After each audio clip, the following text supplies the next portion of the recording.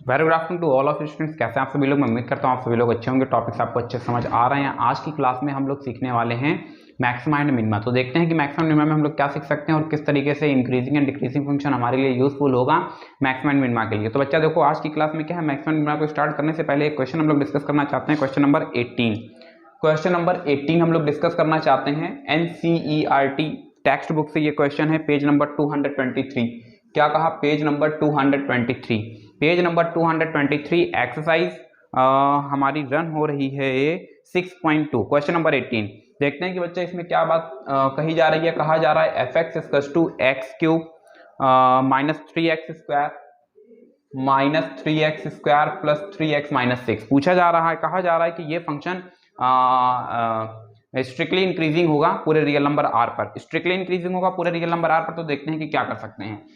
Increasing decreasing की बात है तो एक चीज तो क्लियर है कि डिफरेंशिएट करना होगा। चलो बच्चा डिफरेंशिएट कर देते हैं। देन माइनस 6x प्लस 3, एक काम किया, 3 को हमने कॉमन किया। Then x square minus 2x plus 1, then 3x minus 1 का whole square f dash x, ये हमारे पास आया। कल की क्लास में जो एक लास्ट क्वेश्चन बताया था उस क्वेश्चन में बता रहे थे कि कभी भी अगर आपको पावर 2 देखने को मिलती है, मतलब इवन पावर देखने को मिलती है, तो ये बात एकदम श्योर हो जाती है कि ये हमेशा पॉजिटिव रहेगा।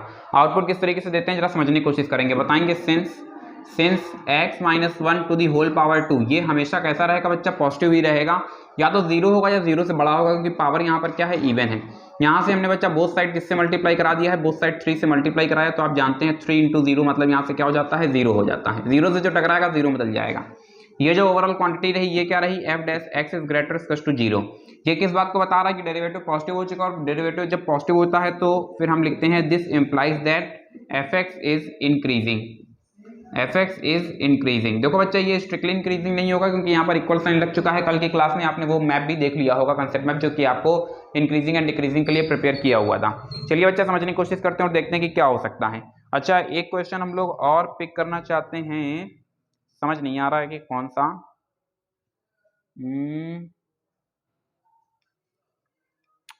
कुछ ठीक, हाँ ये एक अच्छा क्वेश्चन है। क्वेश्चन नंबर 14, क्वेश्चन नंबर 14 बच्चा बहुत दमदार क्वेश्चन है। ठीक है, कहा जा रहा है we have to find out the least value of a for which f x equals to x square plus a x plus 1 is increasing. क्या कहा जा रहा है? इज इंक्रीजिंग ऑन कहां पर बच्चा? ऑन 1,2। एक इंटरवल आपको दिया गया है 1,2, जिस पर कहा जा रहा है कि 1,2 पर क्या होगा? इंक्रीजिंग होगा। चलिए बच्चा समझने की कोशिश करते हैं और देखते हैं कि हम लोग क्या कर सकते हैं। एफ डैश एक्स हमने जनरेट किया तो हमें देखने को मिलता है 2x प्लस ए। क्या कहा? 2x प्लस ए।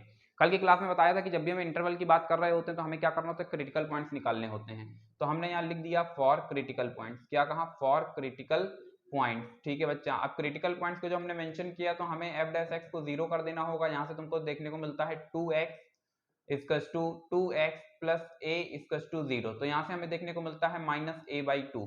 क्या हम इसको ये नहीं लिख सकते हैं? क्या हम इसको ये नहीं लिख सकते हैं? नहीं नहीं नहीं, गलत बात है। 2x इक्वल्स टू माइनस है। अब हम इसे लिख रहे हैं a equals to minus 2x। क्या हम इसे ये नहीं लिख सकते हैं? a is directly proportional to x। लिख सकते हैं या नहीं लिख सकते हैं? एक चीज तो क्लियर है कि अगर a equals to minus 2x के है तो जो प्रोपोर्शनल साइड जब हटेगा तो एक कांस्टेंट हमें देखने को मिलेगा -2 के। ये इसलिए यहाँ पर मेंशन किया जा रहा है क्योंकि हमको ये पता चल रहा है कि अगर x इंक्रीज कर रहा होगा तो a भी इंक्रीज करेगा, और अगर x डिक्रीज कर रहा होगा तो a भी डिक्रीज करेगा। क्वेश्चन में कहा जा रहा है कि फंक्शन जो है वो क्या है? वो इंक्रीज कर रहा है। किस इंटरवल पर इंक्रीज कर रहा है? 1,2 पर इंक्रीज कर रहा है। किस पर इंक्रीज कर रहा है? 1,2 पर इंक्रीज कर रहा है। अब हमसे पूछ रहा है कि लीस्ट वैल्यू ऑफ a। क्या पूछ रहा है? Least value of a। a की लीस्ट वैल्यू जो होगी, a की लीस्ट वैल्यू जो होगी, माइनस एक्स ले लेते हैं, a की लीस्ट वैल्यू जो होगी वो किस पर डिपेंड करेगी? x पर। तो जो x की लीस्ट वैल्यू होगी वही a की लीस्ट वैल्यू होगी। क्या इतनी बात समझ पाए? क्या कहा? जो x की लीस्ट वैल्यू होगी वही a के लिए लीस्ट वैल्यू होगी। ऑलरेडी 1,2 को जो हम डिस्कस करते हैं तो यहाँ से देखो हमको पता चल रहा है सिंस x बिलोंग्स टू 1,2, ये बच्चा क्लोज इंटरवल की बात की जा रही है। किसकी बात की जा रही है? क्लोज इंटरवल की बात की जा रही है। बिल्कुल सही है बच्चा। इसका मतलब ये हुआ कि x जो है वो +1 से बड़ा होगा और +2 से छोटा होगा। अब यहाँ पर -x की बात की जा रही है तो अगर हम x की वैल्यू को 1 रखते हैं तो एक चीज क्लियर हो जाएगी कि ये लीस्ट वैल्यू नहीं होगी, ये ग्रेटेस्ट वैल्यू हो जाएगी, क्योंकि यहाँ पर -1 देखने को मिलेगा। जबकि 2 पुट कर देते हैं तो यहाँ से हमको पता चलता है कि ये ए जो होगा ये किसके इक्वल हो जाएगा, -2 के इक्वल हो जाएगा, और -2 ऑलरेडी लिस्ट होगा। तो बच्चा यहीं से हम लोग पिक करेंगे, बताएंगे since x belongs to +1 to +2 therefore A की जो लिस्ट वैल्यू आएगी वो कितनी आ जाएगी, -2 आ जाएगी। क्या मेरी बात समझ पाए, क्या मेरी बात समझ पाए, क्या मेरी बात समझ पाए। ए की लिस्ट वैल्यू x की ये -2 बच्चा अपनी जगह पर रहेगा, x की वैल्यू को यहाँ पर उठा करके रखा, then we get the a equals to -4। क्या मेरी बात समझ पाए, क्या मेरी बात बेहतर तरह से समझ पाए। हाँ बच्चा क्या बात कही, क्या बात कही कि जो x की लिस्ट वैल्यू होगी वही a की लिस्ट वैल्यू होगी। क्या इतनी बात समझ पाए, क्या इतनी बात समझ पाए। तो x की लिस्ट वैल्यू और a की लिस्ट वैल्यू को हम लोग डिस्कस कर रहे थे। यहाँ से अगर x की लिस्ट वैल्यू देखते हैं तो x की लिस्ट वैल्यू हमें 1 देखने को मिलती है। जैसे ही हमने यहाँ पर 1 पुट किया देन वी गेट दी, यहाँ पर बच्चा 1 आएगा। x की लिस्ट वैल्यू को 1 पुट करते हैं देन वी गेट दी -2। ये रहा आपका आउटपुट। क्या मेरी बात समझ पाए। हालांकि अगर इसको डेरिवेटिव से हम लोग सिंप्लीफाई करने की कोशिश करें तो यहाँ से भी देखो इजीली हम कर सकते हैं। कहाँ से पिक करें, f' critical point, critical point की जरूरत नहीं पड़ेगी, सेकंड मेथड को देखने की कोशिश करते हैं। ठीक है, तो यहाँ से पिक करते हैं सेकंड मेथड। ठीक है, ये थोड़ा सा हो सकता है अजीब सा लगा हो, लेकिन ये मुझे थोड़ा सा ज्यादा आसान लगता है। ठीक है, x is directly a is directly proportional to x। अब अगर x लिस्ट होगा तो a भी लिस्ट होगा, x ग्रेटेस्ट होगा तो a भी ग्रेटेस्ट होगा। चलिए बच्चे जरा समझने की कोशिश करते हैं सेकंड मेथड में क्या कर रहे हैं।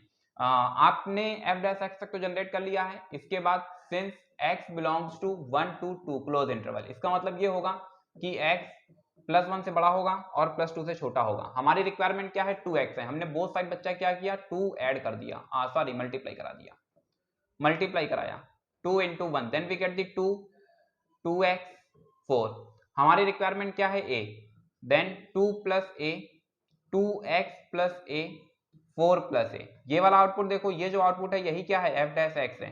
अब हमारा जो आउटपुट है 2x + a, हम ये बोलते हैं कि f' अगर इंक्रीज कर रहा है तो फिर ये कैसा होगा बच्चा, पॉजिटिव होगा। पॉजिटिव होगा मतलब ग्रेटर देन 0 होगा।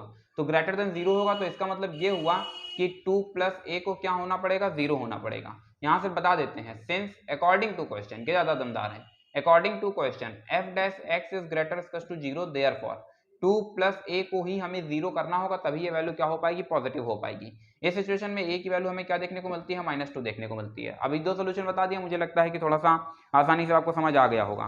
फिलहाल बच्चा इंक्रीजिंग डिक्रीजिंग में यहाँ पर अब तो कोई क्वेश्चन मुझे दमदार नहीं दिख रहा है। मैं उम्मीद करता हूँ कि आप लोग आसानी से अटेम्प्ट ले लेंगे। हम लोग बढ़ रहे हैं किसकी तरफ, मैक्सिमा एंड मिनिमा की तरफ। किसकी तरफ बच्चा, मैक्सिमा एंड मिनिमा। ये मत सोचना है कि टेंजेंट एंड नॉर्मल में ड्रॉप कर दिया है, टेंजेंट एंड नॉर्मल ड्रॉप नहीं है, जल्द ही इसको भी बताया जाएगा। ठीक है बच्चा, बस एक पॉइंट और। ठीक है, एक्सरसाइज 6.5 है, एक्सरसाइज 6.5 है, एक्सरसाइज 6.5 है। इसको बच्चा यहाँ से रफ करते हैं और आगे समझने की कोशिश करते हैं। मैक्सिमा एंड मिनिमा ये आपके लिए कोई न्यू टॉपिक नहीं है। अगर 11th में अच्छे से पढ़ा होगा मुझसे तो फिर आप जानते हैं।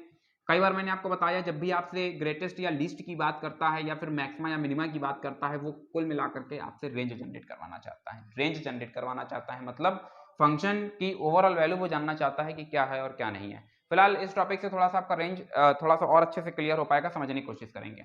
ये हमारे पास देखो कोई एक कर्व रहा, ठीक है, ये कोई एक बच्चा ग्राफ है। अब इस ग्राफ को जब हम ध्यान से देखते हैं तो हमने यहाँ पर क्या किया, हमने यहाँ पर क्या किया, ये देखो ट्रेस किया, ये देखो ट्रेस किया। ये बच्चा क्या है, ये है टेंजेंट। अब क्योंकि टेंजेंट अभी मैंने पढ़ाया नहीं है तो फिर हो सकता है कि आप पूछे कि टेंजेंट तो आपने बताया ही नहीं है। परेशान नहीं होना, वो भी जल्दी सिखा देंगे। अभी क्या है कि आज की क्लास में ये थोड़ा सा जानना जरूरी था, क्योंकि मैक्सिमा एंड मिनिमा जो है वो इंक्रीजिंग डिक्रीजिंग से थोड़ा सा ज़्यादा आसानी से समझ आ जाएगा। ये ग्रीन कलर की जो लाइंस ट्रेस हो रही हैं, ये लाइंस एक्चुअली वाई एक्सिस पर डिस्टेंस आपको बता रही हैं कि वाई एक्सिस पर क्या डिस्टेंस है। क्या मेरी बात समझ पाए, क्या मेरी बात समझ पाए। एक बस मन में आपके सवाल उठ रहा होगा कि टेंजेंट नहीं पढ़ाया है आपने, तो फिर इस चैप्टर को किस तरह से कॉम्प्रीहेंड कर पाएंगे। बच्चा कर लोगे, परेशान क्यों हो। जो कंसेप्ट यूज होगा वो अभी मैं डिफाइन कर देता हूँ। ये जो ग्रीन कलर से वर्टिकल लाइंस आप देख रहे हैं, ग्रीन कलर की जो वर्टिकल लाइंस है एक्चुअली डिस्टेंस बता रही है, मेजरमेंट बता रही है वाई एक्सिस पर। अब सवाल ये उठता है कि इन दोनों को अगर हम देखते हैं तो इन दोनों के कंपैरिजन में ये वाली वैल्यू मिनिमा होगी, ये वाली वैल्यू क्या होगी, मैक्सिमा होगी। सेम प्रोसेस अगर इन दोनों के कंपैरिजन में देखते हैं तो ये वाली मिनिमा होगी, ये वाली मैक्सिमा होगी, लेकिन याद रखना ये वाली मैक्सिमा थी इसके कंपैरिजन में, लेकिन इसको इसके रिस्पेक्ट में देखेंगे तो फिर ये वाला मिनिमा हो जाएगा।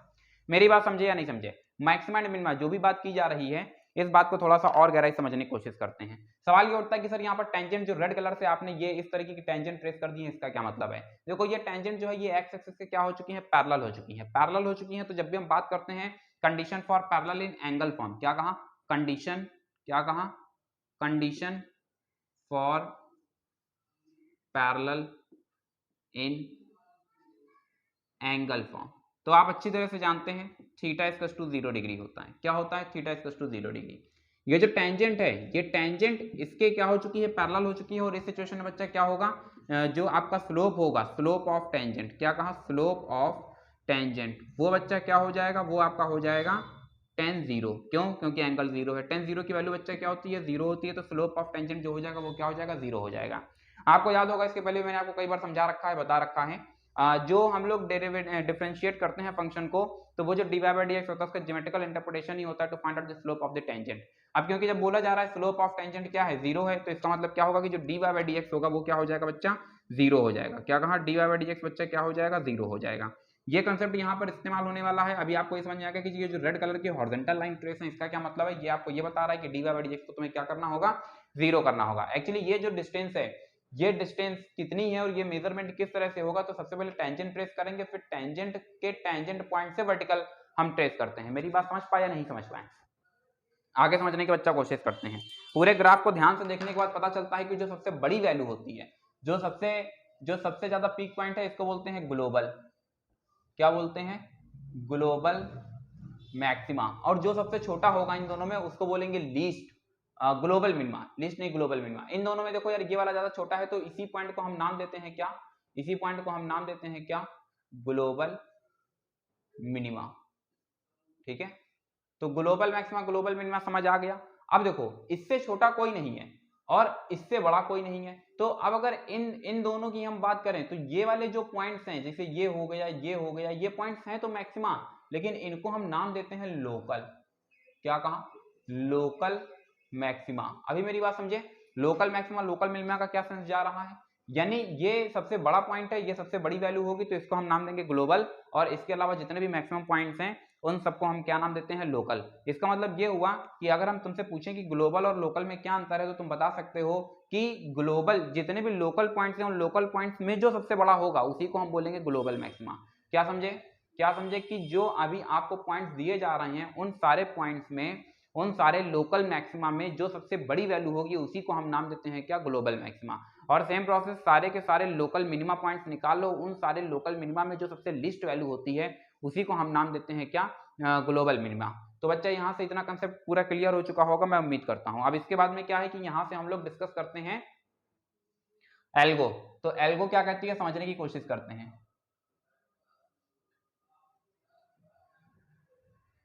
एल्गोरिथम, स्टेप नंबर 1 में क्या होगा, तुम्हारे पास एक फंक्शन होगा, इसको तुम इक्वेशन नंबर 1 दोगे, ध्यान से समझते रहना।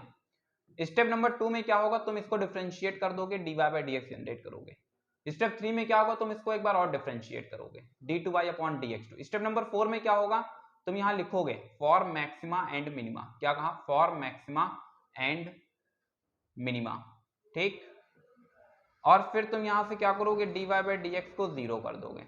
तो यहां से ये dy by dx को 0 करने के बाद में आपको कुछ x की वैल्यूज देखने को मिलेंगी। सॉल्व करने के बाद मान लेते हैं a b c, ठीक है, कह दिया बच्चा, कह दिया कि ये आपको 3 वैल्यूज देखने को मिल जाती हैं a b c। In values को क्या करते हैं, इन वैल्यूज को बारी बारी से उठा करके, इसको हमेशा नाम दोगे इक्वेशन 2 का, तो इसको उठा करके 2 में रखोगे रिस्पेक्टिवली, ठीक है बच्चा। अब हमने क्या किया, d2y अपॉन dx2 को डिस्कस किया, ये वैल्यू उठाई ला करके यहाँ रख दिया, तो d2y upon dx2 second derivative में रखना है। रखने के बाद में याद रखना, अगर d2y upon dx2 positive sign देता है, कैसा साइन देता है, पॉजिटिव साइन, पॉजिटिव साइन, तो हम बताते हैं fx is minimum at x equal a। कोई पॉइंट रखोगे ना, ये जो x की वैल्यूज आई हैं इन्हीं को तो बारी बारी से रखना है, तो सबसे पहले हमने क्या किया, a रख दिया। अब जब हमने a को रखा तो a पर हमें क्या साइन देखने को मिला, पॉजिटिव, तो हम ये बताते हैं कि जो फंक्शन है वो क्या है, वो मिनिमम है, ठीक है। सेम प्रोसेस अगर हम इसी को डिस्कस करें कि यहाँ से हमने माना कि हमें निगेटिव साइन मिलता है तो बताते हैं F X is maximum, F X is maximum at X equal B. कहाँ पर बच्चा? एट एक्स इक्वल बी पर। समझने की जरा कोशिश करना, उल्टा चलता है। जब पॉजिटिव होता है तो बताते हैं मिनिमा है, और जब निगेटिव होता है तो बताते हैं मैक्सिमा है। अब मन में एक सवाल उठ रहा होगा कि सर आखिरकार अपोजिट क्यों चल रहा है, अभी जवाब देते हैं। केस नंबर तीसरा, ये भी तो हो सकता है। देखो ये जो अभी हम केसेस बना रहे हैं इसको जरा समझने की कोशिश करना। इन केसेस को फॉर्म करना बिल्कुल आसान है। ट्राइकोटोमिला आप अच्छी तरह से जानते हैं कि जो dy बाई dx है, दो वेरिएबल्स के बीच में कितने रिलेशंस पॉसिबल हैं? 3 रिलेशंस ही पॉसिबल हैं। तो तीनों रिलेशन को बारी बारी से डिस्कस कर लेते हैं। हो सकता है ग्रेटर देन 0 हो जिसको पॉजिटिव नाम दिया जा रहा है, हो सकता है लेस देन 0 जिसको नेगेटिव नाम दिया जा रहा है, और हो सकता है इक्वल 0 हो। अब केस तीसरा ये जो बन रहा है इक्वल 0, ये दोनों केस समझ आ गए। ट्राइकोटोमिला है, सिंपल सा केस है, 3 केसेस बन रहे हैं। अब अच्छा ये वाला जो केस है इसी को डिस्कस करने जा रहे हैं। अगर dy बाई dx की वैल्यू d2y अपॉन dx2 के लिए सॉल्व कर रहे हैं, ना कि dy बाई dx के लिए, तो d2y अपॉन dx2 की वैल्यू अगर 0 आ जाती है तो इसका मतलब होता है टेस्ट फेल हो गया है। अब टेस्ट फेल हो गया तो हमें क्या करना होगा? हमें प्रॉब्लम को आगे प्रोसीड कराना होगा नेक्स्ट टेस्ट के लिए। अगर d2y अपॉन dx2 आ जाता है तो आप क्या करोगे? d3y अपॉन dx3 जनरेट करोगे। क्या कहा? d3y upon dx3। अब ये वाली जो वैल्यू है d3y अपॉन dx3, अगर ये 0 के इक्वल नहीं है, क्या कहा? d3y अपॉन dx3 अगर ये डज नॉट इक्वल 0 आती है तो ये केस बना देता है नाइदर मैक्सिमा नॉर मिनिमा। ये कौन सा केस बनाता है? ये केस बना देता है नाइदर मैक्सिमा नॉर मिनिमा। ये कौन सा केस बनाता है? ये केस बना देता है नाइदर मैक्सिमा नॉर मिनिमा। मेरी बात समझे या नहीं समझे? क्या मेरी बात समझ पाए? तो d3y अपॉन dx3। एक मन में फिर आपका सवाल उठ रहा होगा, सर इस बात की क्या गारंटी है कि 0 हो ही जाए, ना हो? मतलब अगर ये 0 फिर से हो गया तो फिर से टेस्ट फेल हो जाएगा। अब हम क्या करेंगे? हम फिर से आगे रन कराएंगे, यानी हम जनरेट करेंगे d4y अपॉन dx4। अब d4y अपॉन dx4 अगर पॉजिटिव होता है तो फिर यही सेम कंसेप्ट चलने लगेगा। अगर पॉजिटिव है तो मिनिमा होगा, अगर निगेटिव है तो मैक्सिमा होगा। और सपोज करो अगर वो 0 हो जाता है तो फिर वो टेस्ट फेल हो जाता है। आगे फिर प्रोसीड करते हैं, और ये प्रक्रिया तब तक चलती रहती है जब तक कि हम ओवरऑल अपना फाइनल आंसर नहीं जनरेट कर लेते हैं। ओवरऑल ये आपके सामने देखो, ये पूरा सिस्टम अभी आपको देखने को मिल रहा है। एक क्वेश्चन अडॉप्ट करते हैं जिससे कि बात जरा आपको ज्यादा समझ आएगी, और फिर समझते हैं कि हम लोग क्या सीख सकते हैं और क्या कर सकते हैं। इस पॉइंट को यहाँ पर क्लियर करने की कोशिश कर रहे हैं कि ये पॉजिटिव पर मिनिमा क्यों देता है और नेगेटिव पर मैक्सिमा क्यों देता है। ठीक है, इसके लिए क्वेश्चन हम लोगों को अडॉप्ट करना होगा, और क्वेश्चन तो कोई ठीक ठाक मुझे दिख नहीं रहा है।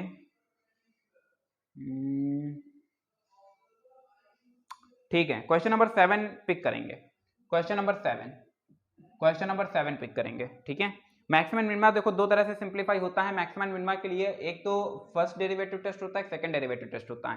तो ये जो अभी यहाँ पर एक्सप्लेनेशन है ये फर्स्ट डेरिवेटिव टेस्ट से यहाँ पर क्लियर करने की कोशिश करेंगे। देखते हैं कि क्वेश्चन नंबर 7 में क्या बात कही जा रही है। 3x टू द पावर 4 कहा जा रहा है f(x) equal 3x to the power 4 then minus 8x³ minus 8x³ plus 12x² minus 48x plus 25। क्या मेरी बात समझ पाए?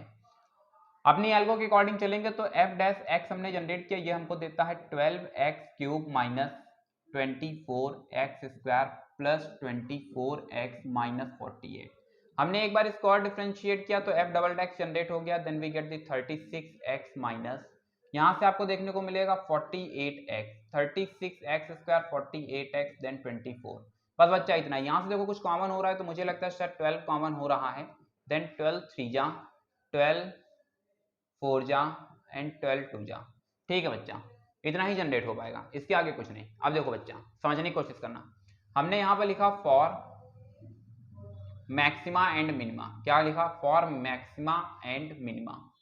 ठीक है भाई, इस सिचुएशन में हम क्या करते हैं, f dash x first derivative को बच्चा 0 कर देते हैं। 0 करो तो हमको देखने को मिलेगा 12x³ minus 24x² plus 24x minus 48 equals to 0। क्या यहाँ तक चीजें क्लियर हैं? यहाँ से देखो यार कुछ कॉमन हो रहा है, शायद 12 कॉमन हो रहा है, then x³ minus 2x² plus 2x minus 4 equals to 0। ठीक है बच्चा, क्या इसके फैक्टर पॉसिबल हैं? क्या यहाँ से इसके फैक्टर पॉसिबल हैं? फटाफट मुझे बताएंगे कि क्या यहाँ से इसके फैक्टर पॉसिबल हैं।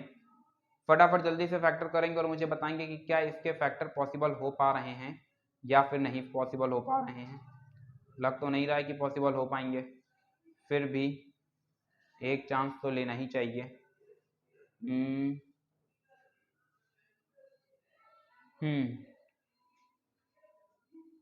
देखो एक चांस तो बनता है, 12 को हमने लिया एक्स स्क्वायर कॉमन किया, then x minus two plus 2 common किया, then x minus two equals to 0।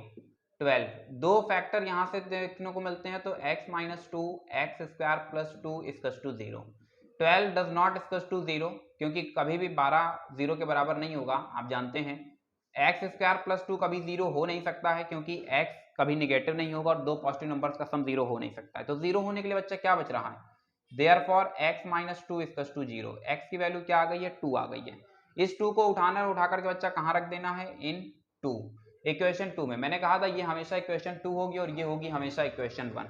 अब जैसे ही x इक्वल्स टू 2 उठा करके हम इक्वेशन 2 में रखते हैं, तो 2 2 जा 4 3 जा 12, कितना मिल जाता है 12। 12 और 2 बच्चा कितना हो गया, 12 और 2 हो गया 14। 14 माइनस 8 चला गया, then we get this 6, then we get this 6। Overall हमें देखने को मिलता है d2y अपॉन, सॉरी ये f डबल डैश है, ये क्या है बच्चा, ये f डबल डैश है, f double dash 2 x equal to 2 पर चेक कर रहे हैं, ये सिंगल एक ही पॉइंट जनरेट हुआ, तो जैसे ही यहाँ पर रखा तो 2 2 जा 4 3 जा 12, 12 8 then we get the 4 4 2 then we get the 6, 12 6 जा देन वी गेट दी 72। हमें न्यूमेरिकल वैल्यू से कोई मतलब नहीं होता है, हमें मतलब है केवल साइन से, और साइन हमारा किस तरीके का है बच्चा, पॉजिटिव है। अब क्योंकि f डबल डैश बच्चा कैसा हो चुका है, पॉजिटिव हो चुका है, तो ये किस पॉइंट पर मिनिमम है, x इक्वल टू 2 पर मिनिमम है। क्या कहा, ये किस पॉइंट पर मिनिमम होगा बच्चा, x इक्वल टू 2 पर मिनिमम होगा। तो यहां से बच्चा एक स्टेटमेंट देंगे, इधर देखेंगे, इधर देखेंगे, यहां से क्या स्टेटमेंट देंगे, यहां से बताएंगे this implies that fx is minimum at x equal to, minimum कहां पर मिनिमम होगा, एट x इक्वल टू 2 पर मिनिमम होगा। बच्चा कहां पर मिनिमम होगा, एट x इक्वल टू 2 पर मिनिमम होगा। फिर बच्चा समझने की कोशिश करते हैं, अगर तुमसे बोले मिनिमम वैल्यू भी जनरेट करो, क्या कहा, अगर वो बोले मिनिमम वैल्यू भी जनरेट करो, तो मिनिमम वैल्यू जनरेट करने के लिए आपको सिंपली क्या करना है, यहाँ पर y लिखना है, y के नीचे छोटा सा मिनी लिख देना है, मिनी मीन्स मिनिमम, और इसके बाद में y इक्वल टू 2 उठा करके, x इक्वल टू 2 उठा करके इस गिवन एक्सप्रेशन में रख देना। जैसे ही आप यहाँ पर रखेंगे तो आपको देखने को मिलेगा 3 then to the power 4 minus 8 2 cube plus 12 2 square then minus 48 into 2 and plus 25। बच्चा इस एक्सप्रेशन को सिंप्लीफाई कर लेना, जो आंसर आएगा वही होगा आपका फाइनल आंसर। फिलहाल हम लोग यहाँ पर ये समझने की कोशिश कर रहे थे कि आखिरकार हमें निगेटिव साइन पर मैक्सिमम क्यों मिलता है और पॉजिटिव साइन पर मिनिमम क्यों मिलता है। तो चलिए बच्चा समझने की कोशिश करते हैं। यहाँ पर जो एल्गो लिखी हुई है इसमें समझ आ गया कि डी बाई डी एक्स को 0 क्यों किया जाता है, क्योंकि यहाँ पर देखो भी बता रहे थे स्लोप ऑफ टेंजेंट जो है वो क्या हो जाता है, टेन 0 के इक्वल होता है, और इसलिए हमारा जो आउटपुट आता है वो क्या जाता है बच्चा, 0 आ जाता है।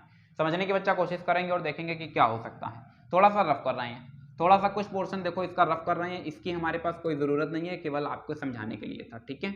और इसको भी अब बच्चा थोड़ा सा हटा देते हैं इस जगह से, ठीक है, इतना तो बात समझ आती है। यहां से अब इसी जगह से बच्चा देखो फर्स्ट डेरिवेटिव टेस्ट से ले रहे हैं, ठीक है। आपको याद होगा इंक्रीजिंग एंड डिक्रीजिंग में पढ़ाया था, तो वहां पर मैंने आपको क्या सिखाया था, इंक्रीजिंग एंड डिक्रीजिंग में कि फंक्शन को एक बार डिफरेंशिएट करना है, फिर क्रिटिकल पॉइंट निकालना है, ठीक है। तो क्रिटिकल पॉइंट निकालना, तो फर्स्ट डेरिवेटिव को वहां पर भी 0 करते, तो यहाँ पर भी देखो 0 हुआ है, कुल मिलाकर के हमारे पास x इक्वल टू 2 आया है। अगर इसी केस को हम कंसीडर करें कहां पर, इंक्रीजिंग एंड डिक्रीजिंग में, तो अभी आपको समझ आ जाएगा कि आखिरकार ऐसा क्यों होता है। ये बच्चा आपका क्रिटिकल पॉइंट आया 2। अब हमने क्या सिखाया था कि 2 के एक ये जो 2 हो गए ऑरिजिन का काम करेगा, एक बार लेफ्ट हैंड साइड एक बार राइट हैंड साइड। 2 से छोटा नंबर ले लिया, 2 से छोटा नंबर लिया तो हमने ले लिया 0। 0 को उठाओ ला करके इसी सेकंड डेरिवेटिव टेस्ट के अंदर रख दो, 0 को उठाओ ला करके इसी के अंदर रखो, तो ये 0 ये 0 ये 0, ओवरऑल यहाँ से मिला क्या, माइनस का 48। माइनस 48, हमें नेगेटिव साइन से कोई मतलब, हमें मींस न्यूमेरिकल वैल्यू से कोई मतलब नहीं, हमें साइन से मतलब है। ये बच्चा किस तरीके का आ रहा है, नेगेटिव साइन आ रहा है, और ये वाला किस तरीके का आएगा, पॉजिटिव आएगा, ये बात एकदम कंफर्म है। अब बच्चा जरा समझने की कोशिश करना, समझने की कोशिश करना। यहां पर देखो, यहां पर ग्राफ कैसा था, डिक्रीज कर रहा था, ये मिनिमम है, सॉरी ये क्या बोलते हैं, नेगेटिव है। और ये रीजन अगर नेगेटिव है, देखो यहाँ पर जो ग्रीन कलर से है, ये रीजन अगर नेगेटिव है तो एक चीज क्लियर है कि यहाँ पर ग्राफ क्या कर रहा है, डिक्रीज कर रहा है। जबकि ये वाला देखो जो ब्लू पोर्शन अभी आपको देखने को मिल रहा है, ये ब्लू पोर्शन ये पॉजिटिव है, मतलब ये क्या है, ग्राफ यहाँ पर इंक्रीज कर रहा है। तो यहाँ पर बच्चा थोड़ा सा दिमाग खर्च करेंगे, इसको अगर हम ट्रेस करें तो इसका मतलब ये होगा कि ग्राफ कुछ इस तरह से जा रहा है, इस तरह से, ये पहले डिक्रीज कर रहा था, फिर ये इस पॉइंट तक डिक्रीज करेगा और इसका फिर इंक्रीज करने लगेगा। मतलब ये वाला जो पॉइंट है इसी को बोल रहे हैं पॉइंट ऑफ मिनिमम। क्या मेरी बात समझ पाए? सर कम बात समझ आती है, थोड़ा और अच्छे समझा दीजिए, थोड़ा और अच्छे समझ लीजिए। अगर हम ग्राफ डिस्कस करें साइन एक्स का, किसका? साइन एक्स का, कई बार आपको बताया है। This is a graph of sine x. ये होता है बच्चा π/2, ये होता है 2π/2, ये होता है 3π/2 एंड ये होता है 4π/2। ध्यान से समझना बच्चा, कल की क्लास में इस क्वेश्चन को डिस्कस भी किया था, कल हाँ शायद कल की ही क्लास में डिस्कस किया था। ये देखो, ये जो इतना रेड पोर्शन अभी आपको देखने को मिल रहा है, ये रेड पोर्शन बच्चा किसको रिप्रेजेंट कर रहा है? ये रेड पोर्शन रिप्रेजेंट कर रहा है, ये रेड पोर्शन रिप्रेजेंट कर रहा है कि ग्राफ इंक्रीज कर रहा है। इसी के साथ में बच्चा ये देखो ग्रीन पोर्शन, ये ग्रीन पोर्शन जो यहाँ पर आपको रिप्रेजेंट किया जा रहा है, ये ग्रीन पोर्शन किस बात को रिप्रेजेंट कर रहा है? कि ग्राफ जो है वो डिक्रीज कर रहा है। अब देखो बहुत गहरी बात है बच्चा, जरा समझने की कोशिश करना, ठीक? यहाँ तक देखो, ये ग्राफ इंक्रीज कर रहा था, इंक्रीज किया किया किया और उसके बाद में ये ग्राफ डिक्रीज करने लगा। किस पॉइंट से डिक्रीज करना शुरू करता है? π/2 से डिक्रीज करना शुरू करता है। कहां से शुरू करता है? π/2 से डिक्रीज करना शुरू करता है। इसका मतलब क्या हुआ कि जो π/2 है ये क्रिटिकल पॉइंट ही असल में किस में जाएगा? पॉइंट ऑफ मैक्सिमम में जाएगा। आप जानते हैं कि ये वाली जो वैल्यू होती है, जो यहाँ पर अभी आपको ब्लू कलर से दिखाई जा रही है, इसको +1 बोलते हैं, मैक्सिमम वैल्यू होती है। और जबकि ये वाली जो वैल्यू रही है मिनिमम वैल्यू होती है। आप जानते हैं कि जो साइन एक्स का ग्राफ होता है वो -1 से +1 के बीच में लाई करता है, और इसकी अगर हम रेंज पूछें तो -1 से +1 close interval. This is a range of the sine x. क्या मेरी बात समझ पाए? क्या इतनी चीजें आपको क्लियर हो पाई? तो यहाँ पर अगर हम देखते हैं तो ये प्लस से माइनस पर गया, किससे किस पर गया? ये प्लस से गया माइनस पर। तो जब प्लस से माइनस पर जाते हैं तो हमको मिलता है क्या? पॉजिटिव, यानी मैक्सिमम। जब प्लस से माइनस पर जाते हैं तो हमको क्या मिलता है बच्चा? मैक्सिमम पॉइंट मिलता है। इसी चीज को समझाने की कोशिश कर रहे थे। ये चीज जो अभी आप देख रहे हैं प्लस से माइनस, अब फर्स्ट डेरिवेटिव टेस्ट में क्या होता है? फर्स्ट डेरिवेटिव टेस्ट में बच्चा हम बताते हैं कि अगर graph LHS to RHS run कर रहा है और उसका साइन चेंज हो रहा है पॉजिटिव टू नेगेटिव, तो वो जो क्रिटिकल पॉइंट है वो क्रिटिकल पॉइंट असल में क्या बोला जाएगा? पॉइंट ऑफ मैक्सिमा बोला जाएगा। सेम प्रोसेस अगर हम LHS से RHS पर रन कर रहे हैं और रन कराने के बाद में अगर आपको वैल्यू निगेटिव से पॉजिटिव मिल रही है तो इसको, इसी क्रिटिकल पॉइंट को जहां से ये वैल्यू चेंज होना शुरू होती है, उसी क्रिटिकल पॉइंट को हम नाम देते हैं पॉइंट ऑफ मिनिमा। मैं उम्मीद करता हूं कि आपको समझ आ गया होगा। अब यहां पर देखो, यहां पर बताया जा रहा है कि अगर वैल्यू पॉजिटिव है तो क्या होगा? मिनिमा होगा। पॉजिटिव है मिनिमा होगा, मतलब निगेटिव से पॉजिटिव की बात कर रहा है। हालांकि वो चीज वहां पर मेंशन नहीं है और ना ही वो मेंशन की जाएगी, आप भी नहीं मेंशन करेंगे, लेकिन ये आपको केवल समझाने के लिए था। तो अभी आपको समझ आ गया होगा कि इंक्रीजिंग एंड डिक्रीजिंग के बाद में आखिरकार मैंने क्यों टेंजेंट एंड नॉर्मल को ड्रॉप किया और सीधे हम लोग यहाँ से टॉपिक को पिक किए हुए हैं। तो चीजें आपको बेहतर तरह से समझ आ रही होंगी। यहाँ से आपको पता चल रहा है कि अगर ग्राफ पॉजिटिव से निगेटिव चेंज हो रहा है तो जिस क्रिटिकल पॉइंट से वो चेंज होना शुरू होता है उसी क्रिटिकल पॉइंट को हम क्या नाम देते हैं? Point of maxima. इसीलिए यहाँ पर देखो आपको नेगेटिव साइन देखने को मिला, तो नेगेटिव साइन पर क्या बता रहे हैं? मैक्सिमा बता रहे हैं। क्यों? क्योंकि पॉजिटिव से नेगेटिव, पॉजिटिव से नेगेटिव मतलब नेगेटिव। तो अभी मुझे लगता है कि ये भी पॉइंट आपका क्लियर हो गया होगा कि आखिरकार अपोजिट साइन पर क्यों चलता है। साथ ही साथ आपको ये भी समझ में आ गया होगा कि आखिरकार इंक्रीजिंग एंड डिक्रीजिंग की हेल्प से हम लोग किस तरह से मैक्सिमम मिनिमम को डिफाइन कर पाते हैं। हालांकि कॉम्पिटेटिव स्ट्रेटजी में बच्चा ये हमारे लिए ज्यादा यूजफुल होता है बजाय सेकंड डेरिवेटिव टेस्ट के, क्योंकि थोड़ा सा टाइम टेकिंग होता है और साथ ही साथ सेकंड डेरिवेटिव टेस्ट केवल आपको इन्फॉर्मेशन देता है किसकी? मैक्सिमम मिनिमा की। जबकि इंक्रीजिंग एंड डिक्रीजिंग की बात करते हैं तो इंक्रीजिंग एंड डिक्रीजिंग भी बताएगा कि किस इंटरवल पर है, और साथ ही साथ वो तुमको ये भी बता देगा कि वो जो क्रिटिकल पॉइंट है वो क्रिटिकल पॉइंट असल में पॉइंट ऑफ मैक्सिमा है या फिर पॉइंट ऑफ मिनिमा है। तो ये एक छोटा सा क्वेश्चन था जिसे हम लोगों ने अटेम्प्ट लिया हुआ है। मैं उम्मीद करता हूं कि ये जो अभी आज की क्लास है आपको पसंद आई होगी। हालांकि अभी आज की क्लास में एक ही क्वेश्चन बताया है, बहुत ज्यादा क्वेश्चन से अटेम्प्ट लेने की कोशिश नहीं करेंगे। Just like the question number 1, question number 2, question number 1 attempt लिया जा सकता है। काम करना, क्वेश्चन नंबर 1 अटेम्प्ट ले लेना, ठीक है। हालांकि क्वेश्चन नंबर 1 का कुछ दूसरा मेथड भी है, वो भी बताएंगे। क्वेश्चन नंबर 2 नहीं अटेम्प्ट लेना है, उसके बाद से क्वेश्चन नंबर 3 से फिर आप क्वेश्चंस को प्रॉपर्ली अटेम्प्ट ले सकते हैं। तो कुल मिलाकर के आपको क्या आउटपुट मिला हुआ है? आपको आउटपुट दिया गया है कि आपको क्वेश्चन नंबर 1 अटेम्प्ट लेना है, साथ ही साथ आपको क्वेश्चन नंबर 3 से, यानी क्वेश्चन नंबर 2 आप नहीं टच करेंगे, बाकी जितने भी क्वेश्चन अटेम्प्ट ले पाना उतने ले लेना। तो आज के लिए बस इतना ही। Thank you so much to all of you and may God bless you all.